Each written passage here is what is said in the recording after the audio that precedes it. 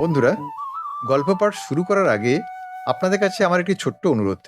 যদি আমার এই গল্প পাঠ আপনাদের ভালো লাগে, তাহলে অবশ্যই একটি লাইক দেবেন, গল্পটি আপনাদের প্রিয়জনদের সঙ্গে শেয়ার করবেন এবং চ্যানেলটি এখনও সাবস্ক্রাইব না করে থাকলে সাবস্ক্রাইব করে পাশে থাকবেন। আসুন, এবার তাহলে শুরু করা যাক আজকের গল্প পাঠ। এখন আমি আপনাদের পড়ে শোনাবো আশাপূর্ণা দেবীর লেখা একটি খুবই হাসির গল্প। গল্পের নাম ডাকাতের কবলে আমি।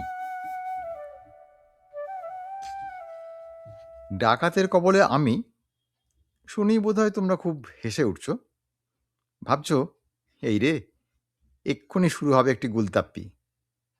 নইলে সত্যিই তো আর মানুষ, মানে আমাদের মতো মানুষ, ডাকাতের কবলে পড়ে না। কিন্তু বিশ্বাস করো আর নাই করো, তবু বলছি, সত্যি সত্যি আমি সেদিন পড়েছিলাম ডাকাতের কবলে। এই তো গত সপ্তাহেই, একেবারে জল জ্যান্ত টাটকা খবর। আমাকে ধরে হাড়িকাঠে ফেলেও ছিল। আচ্ছা, স্থান, কাল, পাত্র, পারিপার্শ্বিক ঘটনা সবই বলছি।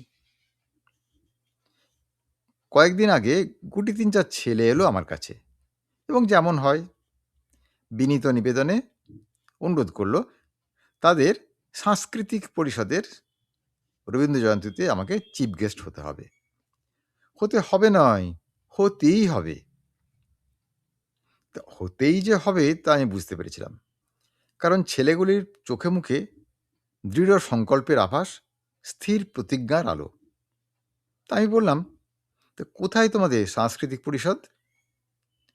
ওরা আভূমি প্রণাম করে একগাল হেসে বলল, এই যে ২৪ পরগনার ফুলপুর গ্রামে। বেশি দূর নয় মাসিমা, কলকাতা থেকে ১৯ মাইল দূরে। আপনার কোনো অসুবিধা হবে না। ফুলপুর? কলকাতা থেকে ১৯ মাইল দূরে? শুনেই তো আমার মাথায় ভাবনা ঢুকে গেল। যদিও আমাদের এই ইটকাঠে বন্দি শহরের মানুষের কাছে গ্রামের ডাক খুব অনাকর্ষণীয় নয়, একাধবেলা যেতেই ভালো লাগে। অবশ্য চড়া গরমে কিংবা পচা বর্ষায় অথবা কড়া শীতে নয়, বেশ মাঝারি আবহাওয়ায়। আর তাছাড়া গ্রামের মানুষদের মধ্যে এখনও আন্তরিকতা আছে। শহর থেকে চিফ গেস্ট শিকার করে নিয়ে গিয়ে যত্নাতিটা খুব ভালোই করে তারা। সর্বক্ষণই যেন বেশ একটি ধন্য হলাম ধন্য হলাম ভাব থাকে। আর ওই মহামূল্য অতিথিকে কিসে একটু আরাম দেওয়া যাবে তার জন্য আপ্রাণ চেষ্টা থাকে।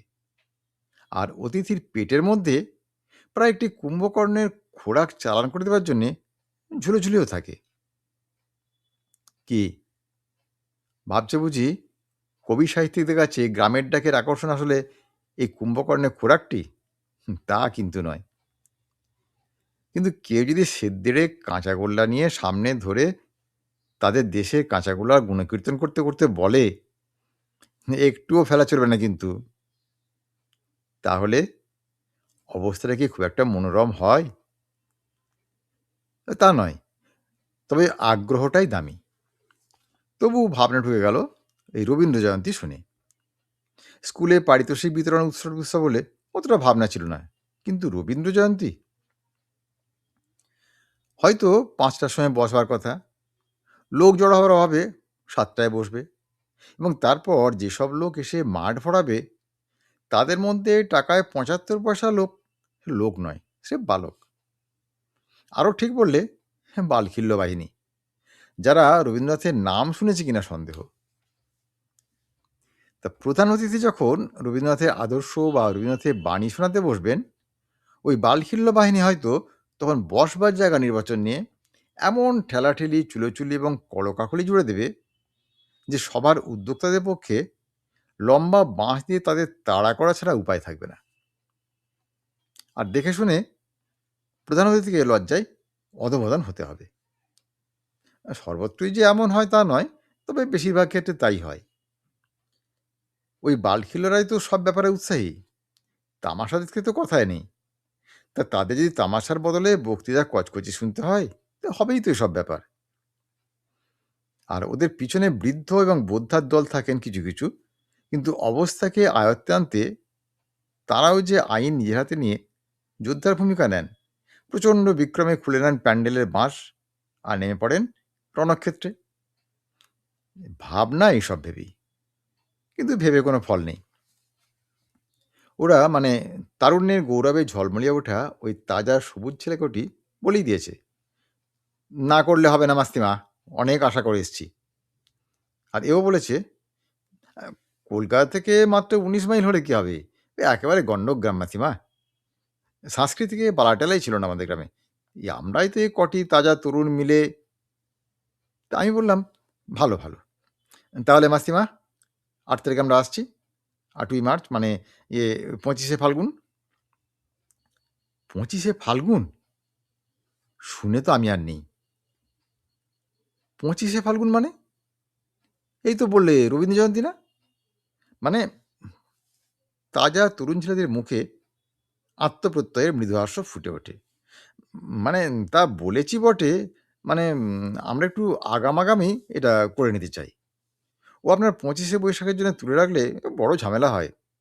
সভাপতি পাওয়া যায় তো প্রধান অতিথি পাওয়া যায় না, আর পাওয়া গেল যদি, তো মে মাসের রোদে কেউ পাড়াগাঁয়ে আসতেই চান না। 2 বছর ঠেকে শিখেছি কিনা, তাই একটু আগে ভাগেই আমরা ল্যাঠা মিটিয়ে নিতে চাই। তো আমি রবীন্দ্রনাথকে স্মরণ করে কষ্টে নিঃশ্বাস চেপে বললাম, তাই বলে 2 মাস আগে? তাতে কি মাসিমা? ওরা আত্মস্থে গলায় বলে, 2 মাস পরে যদি হতে পারে, তো 2 মাস আগেই বা হতে পারবে না কেন? কবিও তো বলে গেছেন, রাতের বেলা দুপুর যদি হয়, দুপুর বেলা রাত হবে না কেন? হুম, এ তো অকাট্য যুক্তি, এর উপর আর কোনো কথা চলতে পারে না। তাহলে ওই কথা থাকলো। ওরা আহ্লাদে ভরা গলায় বলে, ওই 25শে ফাল্গুন বেলা 3টে সাড়ে 3টের সময় গাড়ি আসবে আপনাকে নিতে। আমাদের এক পেট্রনের গাড়ি, তিনি কলকাতা থেকে যাবেন, নিজেই ড্রাইভ করে যাবেন, তিনিই কিন্তু আপনাকে তুলে নিয়ে যাবেন। আচ্ছা, গাড়ি ভালো তো বাপু, কিছু গড়বড় করবে না তো? ওরা সমবেত কণ্ঠে আশ্বাস দিয়ে ওঠে, না না, সেসব ভয় নেই, ফুলপুরে তো ওর শ্বশুর বাড়ি, উনি প্রায়ই যান। আচ্ছা, বেশি রাত হবে না তো? না না, ওই রাত 12টা সাড়ে 12টার মধ্যে আপনি কলকাতায় ফিরে আসতে পারবেন। রাত 12টা সাড়ে 12টা? সত্যিই তো, এমন কি আর রাত? তবু 8 ঘাট বাঁধতে চেষ্টা করি।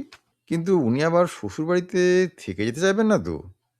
না না, পরদিন তো ওনার অফিস। যাক, নিশ্চিন্ত, অফিসের কাছে শ্বশুরবাড়ি কিছু নয়। অতএব ফাল্গুনের 25 তারিখে বেলা 3টের সময় রওনা দিলাম অজানা অচেনা ফুলপুর গ্রামের উদ্দেশ্যে, আর সঙ্গে সেই গাড়িবান জামাইবাবু। জামাইবাবু যেমন চকচকে টিপটপ, গাড়িটা কিন্তু তেমন নয়। দেখে মনে হলো রানী রাসমণির সময়কার পক্ষীরাজ। তাই আমি আশঙ্কা প্রকাশ না করে পারি না। আচ্ছা, গাড়িটার মেজাজ ভালো তো? মাঝখানে আর বিগড়বে না তো? জামাইবাবু হাসলেন, মৃদু হাসি। দেখলাম শুধু যে ফুলপুরে ছেলের প্রত্যয় আত্মস্থ তা নয়, জামাইরাও যথেষ্ট, অন্তত একজন তো বটেই। তো সেই প্রত্যয়ের হাসিটুকু হেসে জামাইবাবু গাড়িটার গায়ে একটি থাবড়া মেরে বললেন, বিগড়বে? না না, এ তোমার হাতের পুতুল, হ্যাঁ, আমার কথায় ওঠে বসে। একবার নাকি মোটর এসে ফার্স্ট হয়েছিল, আধ ঘন্টায় ফুলপুরে পৌঁছে যাব। আধ ঘন্টায় 19 মাইল? আশ্চর্য হচ্ছেন? জামাইবাবু নিজেই আশ্চর্য হন। তা আধ ঘন্টায় 19 মাইল খুব বেশি মনে হচ্ছে আপনার নাকি? অথচ 60 মাইল স্পিড আমি চালিয়ে থাকি কিন্তু। হ্যাঁ, তবে তো কথাই নেই। ভাবলাম যে এক একজন লোককে যেমন দেখা যায় বাহারি মতো দেহ নিয়েও কাজে ভেলকি দেখায়, এই পক্ষীরাজটিও হয়তো তাই। তবু বললাম, না না, বেশি স্পিডে চালানোর দরকারটা কি? ওরা তো বলেছেন যে 5টার সময় পৌঁছলেই হবে। কিন্তু পক্ষীরাজটি দৌড়তে গিয়ে এমন লাফায় কেন? এর কি ওড়ার অভ্যেস ছিল নাকি? দুপা চলে আর ঝাঁকুনি খায়, দুপা চলে আবার ঝাঁকুনি দেয়। মাইল কয়েক যেতেই তো হাড় পাঁজরা সব খাঁচাছাড়া হবার জোগাড়। তো আমি আর না বলে পারি না, কি হলো, আপনার গাড়ি যে বড্ড লাফাচ্ছে। জামাইবাবু খুব গম্ভীরভাবেই বলেন, আপনি পাছে ভয় খান, তাই বেশি স্পিড দিচ্ছে না কিনা, অথচ এর অভ্যেস তো খুব জোরে ছোটা। তাই ভেতরে, ভেতরে ছটফট করছে। মানে ওটা গাড়িটার আত্মার ক্রন্দন, বুঝলেন? আমিও একটু থতমত খেয়ে চুপ করে গেলাম। ক্রমশ শহর ছাড়িয়ে যাচ্ছি। গাড়ির জানলা দিয়ে প্রাকৃতিক শোভা দেখছি। অর্থাৎ ঝোপঝাড়, পানাপুকুর, পচা ডোবা।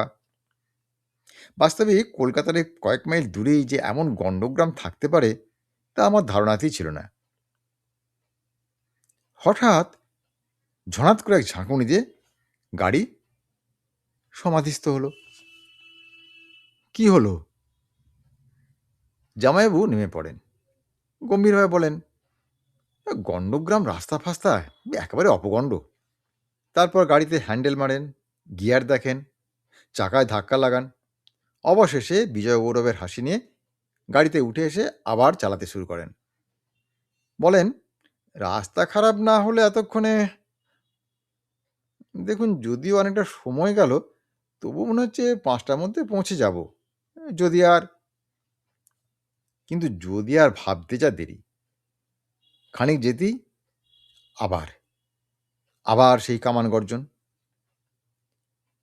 ক্রমেই গাড়ি একটু চলে, আবার খচাত করে একটা আওয়াজ করি থেমে যায়।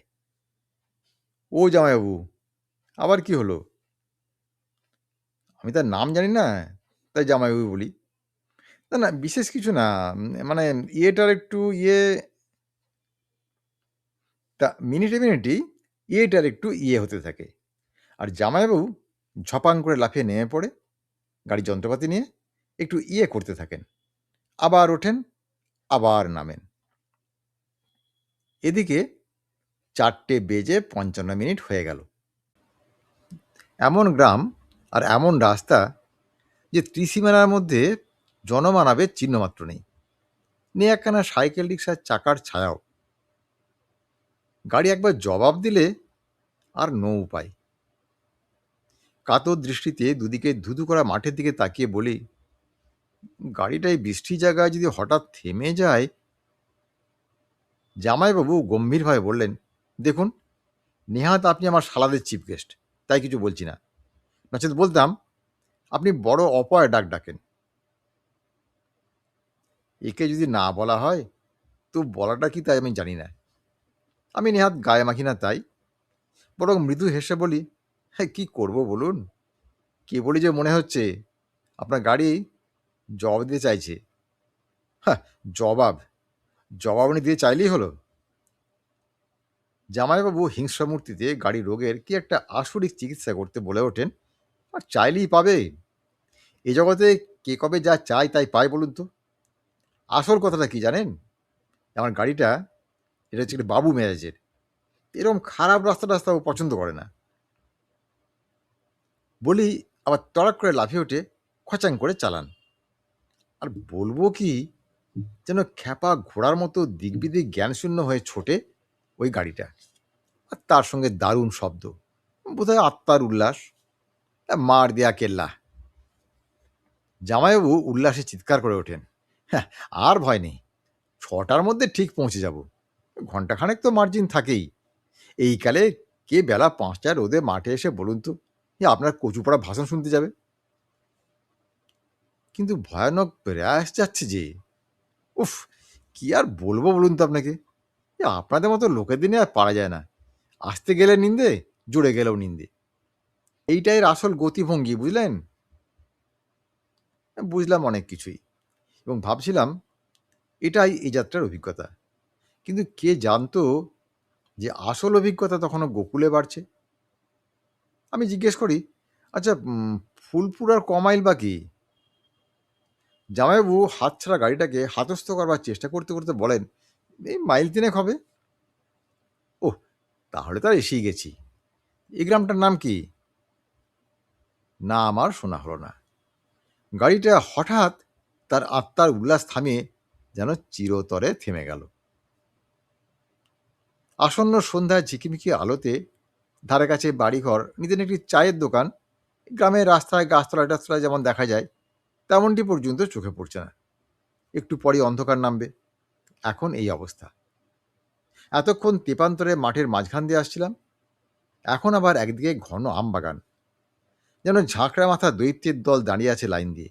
হঠাৎ ছুটে চলে আসতে পারে। আশ্চর্য! এ সময় তো গ্রামের রাস্তায় ঘরে ফেরা কৃষকের দল অথবা গরুর পাল ঠেঙিয়ে গোয়ালে ফেরা রাখালের দল এসব দেখতে পাওয়া যায়, কিন্তু কোথায় কি? এতক্ষণে জামাইবাবুকে একটু হতাশ দেখলাম। কপালে ঘাম মুছে বললেন, আশ্চর্য! পৃথিবীতে কি মানুষ নামের যাত্রা হঠাৎ উবে গেল? দু একটা লোক পেলে মানে একটু ঠেললেই ইয়েটা ঠিক হয়ে যেত। আশ্চর্য! পৃথিবীতে মানুষ আর ধরছে না। 10 বছর পরে নাকি পৃথিবীতে মানুষের পা রাখার জায়গা ছাড়া আর কিচ্ছু থাকবে না। অথচ শুনেছি কাতর প্রার্থনায় স্বয়ং ভগবানও দেখা দেন। এটা হয়তো তাই। হঠাৎ দেখা গেল ওই আমবাগান থেকে একটা সাইকেল আর একজোড়া চোঙা প্যান্টের পা বেরিয়ে আসছে। না, না, শুধু প্যান্টের পাই নয়, ওই চোঙা প্যান্টের মাথায় চড়ে ক্যালেন্ডার ছাপ হাওয়াই শার্ট পরা আস্ত একটা ছেলেই আসছে সাইকেল চেপে। কে জানে দৃকপাত না করে বেরিয়ে যেত কিনা। জামাইবাবুর তারস্বর আমবাগান বিদীর্ণ করে আকাশে উঠল।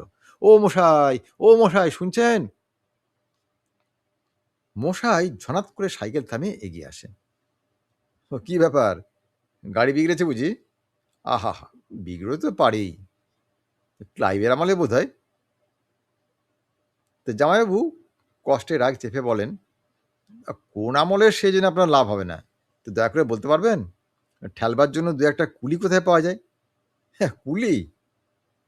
ছেলেটা জামাইবাবুকে আবার দেখে নিয়ে বলে, মশাইয়ের বোধ হয় দিবাস্বপ্ন দেখার অভ্যেস আছে, নচেতে গলায় দৌড়ে গায়ে আপনি কুলির কথা ভাবেন? কি কি বললেন? কি গা? গলায় দৌড়ে? কেন, গলায় দৌড়ের নামটা শোনেননি? এই অঞ্চলের একটা বিখ্যাত জায়গা। এই গলায় দৌড়ে রস করা যে খেয়েছে সে আর ভুলতে পারেন না। তা যাক, আসছেন কোত্থেকে আর যাচ্ছিলেন কোথায়? মানব শূন্য পৃথিবীর একটি মাত্র মানব, তাকে চটানোর ঠিক নাই বলেই বোধ করি জামাইবাবু দিবা স্বপ্নের অপমান গায়ে মেখে বেশ তোয়াজি গলায় বললেন, আসছি কলকাতা থেকে, যাচ্ছি ফুলপুরে, দেখুন না ঝামেলা, শালাবুড়া করবেন ফাংশন আর আমি হতভাগা চিফ গেস্ট ঘাড়ে করে, মানে মাথায় করে। কথা আর শেষ হতে দিল না। ছোকরা সহসা উল্লাসধ্বনি করে বলে উঠল, কি বললেন? ফুলপুর? ফাংশন? Chief guest? গাড়ির মধ্যে তিনি নাকি? কে? নাম কি? নাম? জামাইবাবু বিপন্নভাবে মাথা চুলকে বললেন, কি যেন বলেছিল। ও হ্যাঁ, হ্যাঁ, আশাপূর্ণা দেবী। বইটাও লেখেন শুনলাম। আশাপূর্ণা দেবী বই লেখেন? ছেলেটা খামোকা সাইকেলটা ধরি টুইস্ট নাচের ভঙ্গিতে দু এক পাক নেচে নিয়ে চিৎকার করে ওঠে, হ্যাঁ, কে বলে ভগবান নেই? তারপর পকেট থেকে কোনো কিছু বার না করি শুধু দুটো আঙ্গুল মুখে পুড়ে এমন জোরে একটা হুইসেল বাজালো যে কানে তালা ধরার জোগাড়। আর তারপরে ঘটে সেই ভয়ঙ্কর ঘটনা। গোড়াতেই যা বলেছি, অবিশ্বাস্য হলেও সত্য, জলজ্যান্ত সত্য। ওই ঝাঁকড়া মাথা দৈত্যের শাড়ির ফাঁক থেকে বেরিয়ে আসে একটির পর একটি দৃশ্য। হাতে মশাল, কপালে লাল ফেটটি, খালি গা, পরনে রক্তাম্বর, ভূষো কালির মতো গায়ের রং। মশালের আলোয় কপালের সিঁদুর আর রক্তচন্দনের রেখা যেন ভয়াবহ ভবিষ্যতের ইশারা জানাচ্ছে। তার মানে ছেলেটা তাহলে কি ডাকাতের দলে চর? তার মানে এরা আবার আমাদের ধরবে? কিন্তু আশাপূর্ণা দেবী বলে অমন উল্লাসধ্বনি করছিল কেন তখন? এরা কি কোনো একজন লেখিকাকে তাদের ইষ্ট দেবীর কাছে বলি দেওয়ার বাসনা পোষণ করেছিল? হচ্ছে তার কি হতে পারে? ডাকাতের দলের একটি করে ডাকাতের কালী থাকেন বলে শুনেছি। হয়তো নরবলি পেলে তিনি নরবলিতে সন্তোষ লাভ করবেন। ডাকাতদের ভাষা কিন্তু বাংলায়। একজন বলে উঠল, এই কি হয়েছে রে গ্যাসটা? ছাগল ছানা চাপা দিয়েছে, ধরে ধুলা দিতে হবে নাকি? কেষ্ট মানে সেই সাইকেলওয়ালা আরেকবার নাচের ভঙ্গি করে বলে ওঠে, আরে না গুরু না, খবর জবর, ফুলপুরে ফাংশানে কলকাতা থেকে চিফ গেস্ট নিয়ে যাচ্ছিল আশাপূর্ণা দেবী। হ্যাঁ, গাড়ি জবাব দিয়েছে। হ্যাঁ, কি বললি জাদু? একজন মশালধারী ঝপ করে নিজের হাতে মশালটা আরেকজনের বাঁ হাতে ধরি দিয়ে কেষ্টকে ধরে এক পাক ঘুরিয়ে ছেড়ে দিয়ে বলে, হ্যাঁ, গাড়ি জবাব দিয়েছে। গাড়িতে চিফ গেস্ট আশাপূর্ণা দেবী। কেষ্ট রে, মা কালী গাছের সিন্নি মানছিলাম বলে হাসছিলি না? দেখলি তো মানতের ফল। তারপর গাড়ির ধারে এসে দরজা খুলে ধরে বলে, এখানে যে নামতে হবে মাসিমা। জামাইবাবু অদৃশ্য দেখার পরেই ঝিম মেরে বসে পড়েছিলেন। অগত্যা আমাকেই বলতে হলো, তার মানে? মানে কিছুই নয় মাসিমা, খুব সোজা। গরিব বনপদের ঘরে একটু পায়ের ধুলো দিতে হবে, আর তাদের ফাংশনের চিফ গেস্ট পোস্টটা নিতে হবে। ফাংশনের চিফ গেস্ট? এই ব্যঙ্গ ভাষ্যটা আমার আর বুঝতে দেরি হয় না। ওদের ফাংশন অবশ্যই কালী পুজো, আর কে না জানে কালী পুজোর চিফ গেস্ট কে। গল্পে টল্পে পড়েছি ডাকাতটা আসলে মহানুভব হয়। ওদেরকে বিশ্বাস করে শরণ নিলে ওরা মহত্বের পরাকাষ্ঠা দেখায়। আর তাছাড়া কথাবার্তা শুনে নেহাত অনার্য ডাকাত বলেও মনে হচ্ছে না। তাই বিনীত গলায় বলি, দেখুন, ফুলপুরে সাংস্কৃতিক সংঘ রবীন্দ্র জয়ন্তী করতে আমাকে নিয়ে যাচ্ছে। ঝামেলার ভয় অবশ্য ওরা আগাম করে নিচ্ছে। তা এখন হঠাৎ নেমে পড়াটা কি আর ঠিক হবে? তার থেকে আপনারা বরং গাড়িটা একটু ঠেলে স্টার্ট করে দিন, আমরা চলে যাই। মহানুভব না হাতি? ডাকাতটা আমার ওই বিনয় বচনের উত্তর মাত্র না দিয়ে সেই রক্তাম্বর পরেই টুইস্ট নাচ নাচতে নাচতে এগিয়ে গিয়ে চেঁচিয়ে উঠল, ও গুরু, ফুলপুর সাংস্কৃতিক সঙ্গে রবীন্দ্র জয়ন্তী ঝামেলার ভয়ে আগাম করে নিচ্ছে। হ্যাঁ, রবীন্দ্র জয়ন্তী? সব কটা ডাকাত একযোগে হুঙ্কার দিয়ে ওঠে, এ কি মামদবাজি নাকি?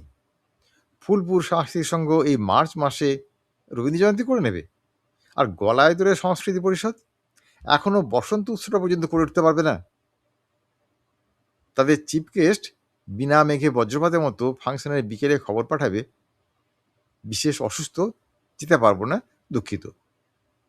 হতে পারে না, হতে পারে না মাসিমা, আমাদের দাবি মানতেই হবে। আমাদের ফাংশনে আপনাকে চিফ গেস্ট হতেই হবে।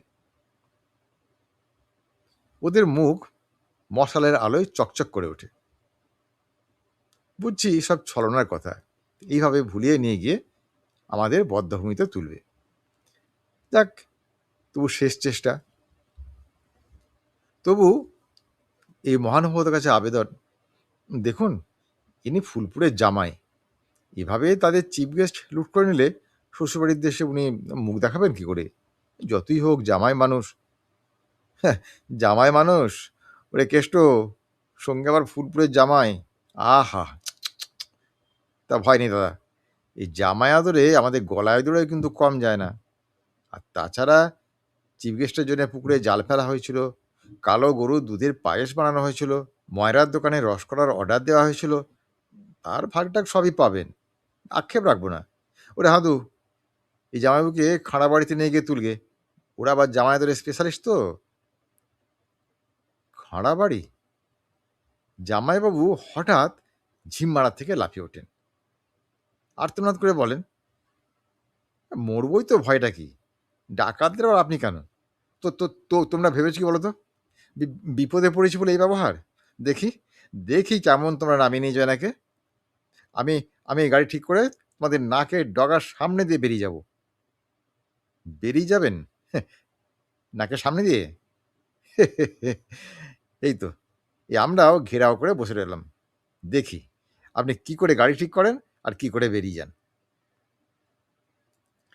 দেখতে দেখতে সেই মশালধারীরা একটি একটি করে গাড়ি ঘিরে দাঁড়ায়, আর সাইকেলধারী বো করে সাইকেল চালিয়ে আমবাগানে ঢুকে যায়।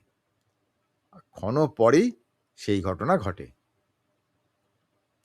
যাতে আমার মাথাটা সুদর্শন চক্রের মতো ঘুরতে থাকে, পা দুটো পাথরের চাঁয়ের মতো অসাড় হয়ে যায়, আর বুকের রক্ত জমে আইসক্রিম হয়ে ওঠে।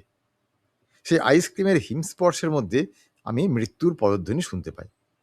কারণ কারণ ক্ষণ পরেই আমবাগানের স্তব্ধতা বিদীর্ণ করে আকাশ বাতাস কাঁপিয়ে একটা মরণ মুহূর্তের আর্তনাদ ওঠে, কে কোথায় আছো, আমায় বাঁচাও, কে কোথায় আছো, আমায় বাঁচাও। নিশ্চয়ই নরবলি দিচ্ছে। বলেই জামাইবাবু পথের ধুলোর উপর বসে পড়ে। সেই ক্ষণিক তড়পানি তার শেষ হয়ে যায়। ক্রমশ আ আ করতে থাকেন।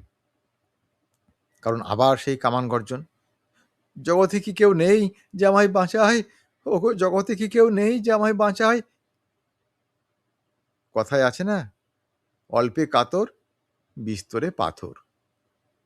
আমিও তাই আস্তে আস্তে ধাতস্থ হয়ে উঠি। জামাইবাবুর মতোই আমারও মনে হয়, মরবই তো, ভয়টা কিসে?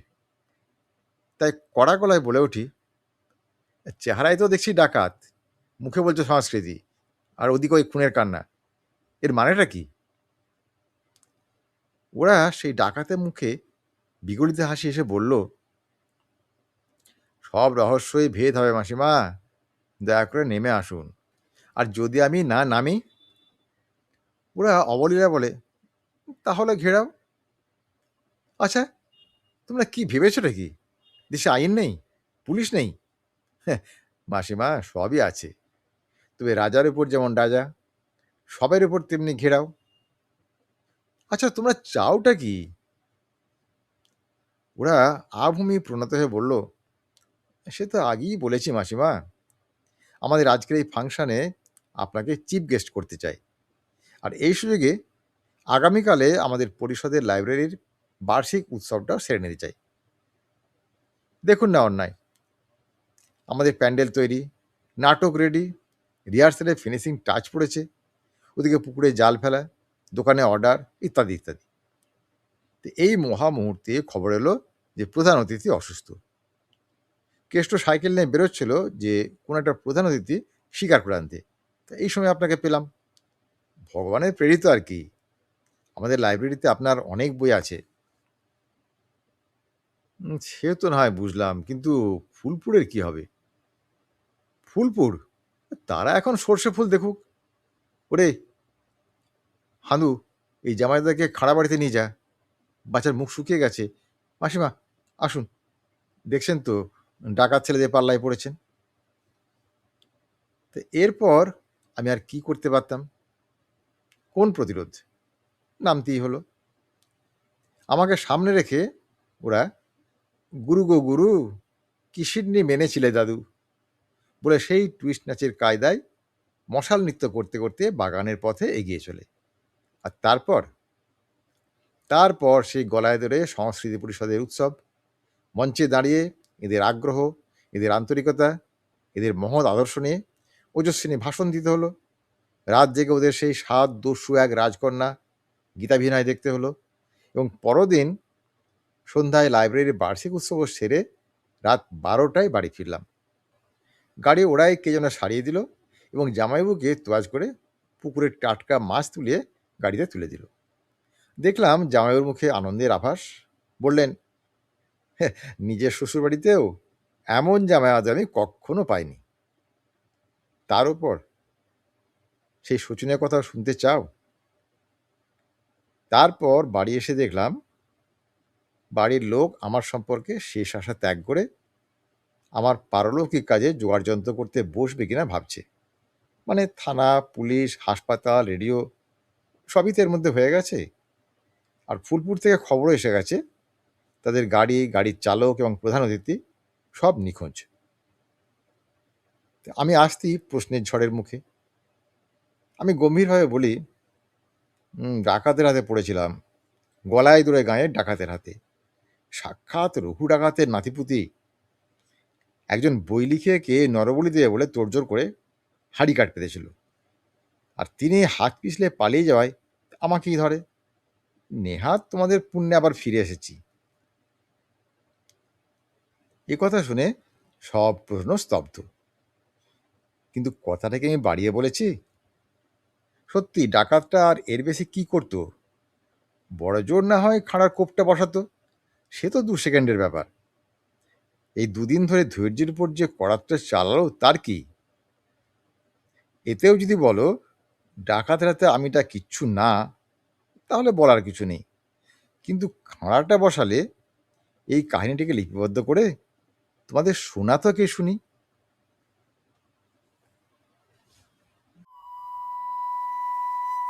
আজকের গল্প পাঠ এখানেই শেষ হলো। গল্পটি আপনাদের কেমন লাগলো তা অবশ্যই কমেন্টে লিখে জানাবেন। আপনাদের প্রতিটি মতামত আমাকে আরও ভালো কাজ করার অনুপ্রেরণা দেয়। আর যদি গল্প পাঠ ভালো লেগে থাকে তাহলে একটি লাইক দিন, গল্পটি শেয়ার করুন এবং চ্যানেলটি এখনও সাবস্ক্রাইব না করে থাকলে সাবস্ক্রাইব করে পাশে থাকুন। সবাই ভালো থাকুন, সুস্থ থাকুন। নমস্কার।